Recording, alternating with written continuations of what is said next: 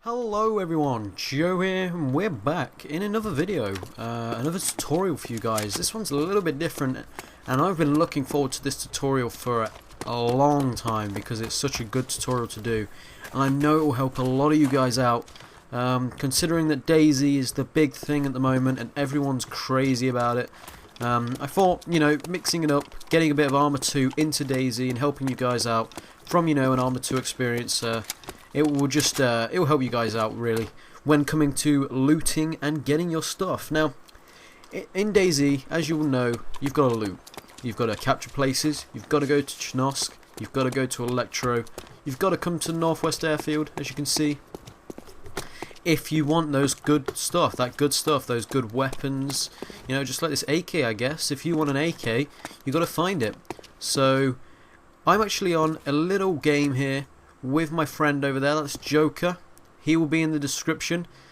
He should have an AK now, and I'm going to show you how to win a fight in this kind of situation. So, we're going to put us in the situation where there's no zombies around. It's me, him, and fighting. There's no one else around. Just me and him, and we're after the same stuff. We're after his stuff, and he's after my stuff. So what I want to do is I want to kill him and steal his stuff. But obviously he hasn't got any good stuff. This is a little mission I made up in the editor. This isn't actually DayZ, this is standard Arma 2. But I want to show you guys, you know, how to work this game, how to go from cover to cover, how to, you know, stay alive when you're up against someone in a real fight. So, as you'll know, cover to cover. There's a huge tip on the screen right now. That is a massive thing that you need to make sure you remember. Cover to cover is probably going to save your life. It's the key to survival.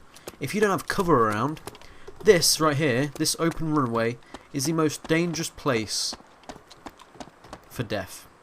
Standing right here, he has a perfect shot on me right now. If he wants to shoot, if you wanted to shoot me, he can shoot me, no problem. Because I'm standing right here, open out. He could, you know, hide behind those barracks, and he could fire at me, easy. Now, what about if I was over here, behind this hangar? Now, he can't shoot me. However, I can peek round and still shoot him. You know, there he is. I could take a shot, I could take him out. So, pretty much, cover is key. Key to your survival, key to getting from place to place. Now that's the next thing I wanted to talk about, is travel. Travelling from cover to cover is what's going to get you forward, get you close to the action. You're not going to survive off long range shooting for long. So, going from here, I don't want to run out and start running across the runway like this. That's going to get me killed. I want to take cover. I want to run around, sneak around, and make sure I'm hugging the wall. That's a key thing to remember. Hug the wall. Staying against the wall and making sure there's cover in front of you, like this. So say at the Northwest Airfield, you've seen a guy down there. So there we've seen him. Hugging the wall and moving forward is what's going to keep you alive. So you see him, you push your gut against the wall. Now remember to make sure you know where you're going to go. Don't think, right, okay, I just want to get to this guy and start running forward, because that's not going to get you. That's not going to get you there alive. He's going to kill you. You want to make sure, right, okay, I'm going to go from here to in there. I'm going to go fast, I'm going to go quick. Boom. Run, run, run, run, run, run, run, run, run.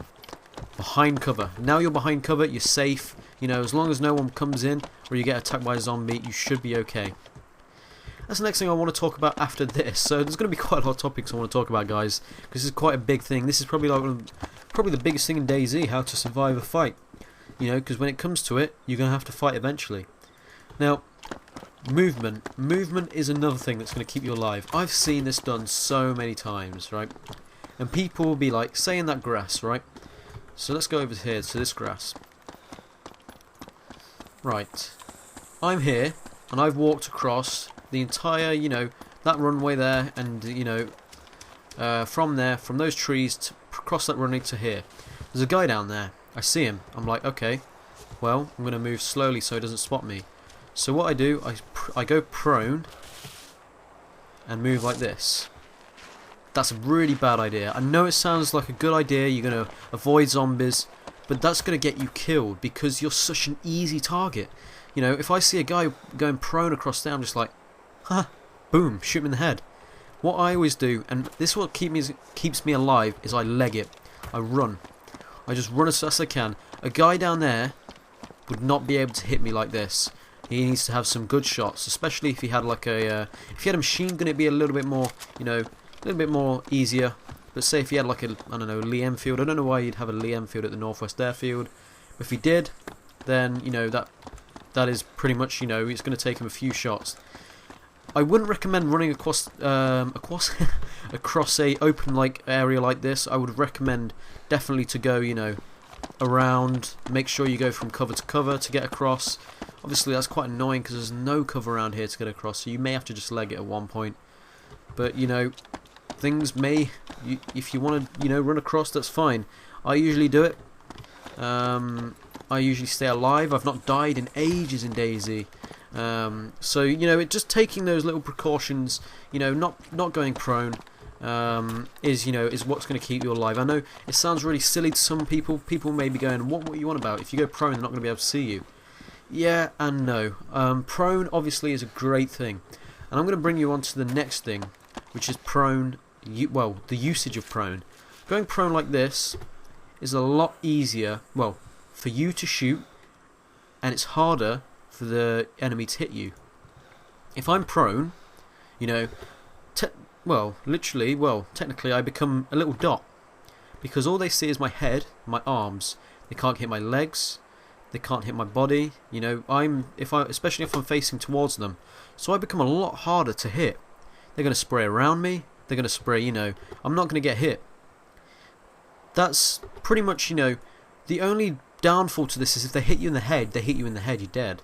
But you know, this, if you want to go quietly and secretly, you know, going forward, they're not going to be able to see you as well. And yeah, it's just a better way of shooting, because you obviously get a lot more stable shot. Okay, so now we're going to go into a bit of fight. Now with the AK-74, obviously you can switch, you know, what's it? I forgot what it's called, selections, so you can go full, semi, and obviously go and check out my combat tutorial if you want to check that out. You know, that's general, you know, switching like that, how to throw grenades and stuff. But what we're going to do is we're going to move in on him. I'm going to tell him, okay, let's fight,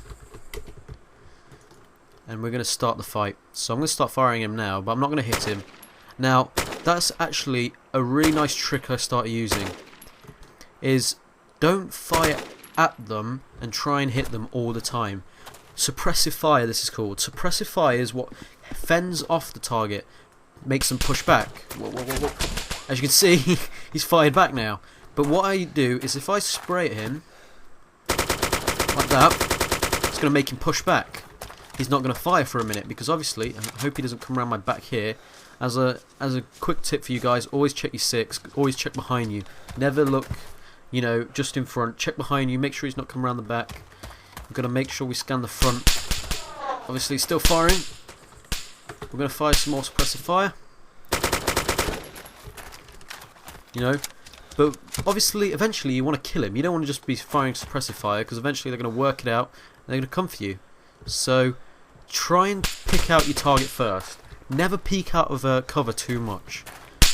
That's what's going to get you killed. Now, I don't want to be standing here for too long. I need to get closer in. So, as I said, no proning, run. As quickly as you can. There we go. I'm straight into the next, you know, area of fire. Now, we haven't got as much cover here, so we need to be careful. But he's right there. There we go. He's down. Easy as that. I know it's I'm making it look easy, or, you know, because we're on a mission, it's not, you know, there's no zombies around, there's no other people around. But still, that is, you know, the simple bearings of, you know, combat. Cover to cover. That's the key thing. I can't stress that enough. That is what's going to keep you alive. Cover to cover. Quick movement. Making sure you have the correct selections on when firing. And just general, you know, keeping your speed up, keeping pace. Don't move slowly. They can catch up to you. They can come behind you. Check your six all the time.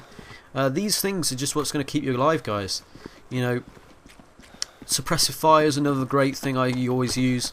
I notice that when, you know, someone's firing at me, I fire some suppressive fire back. Then fire stops for a minute. Gives me some time to run. Because obviously firing back at someone scares them. They get nervous, so they stop firing. They move back a bit.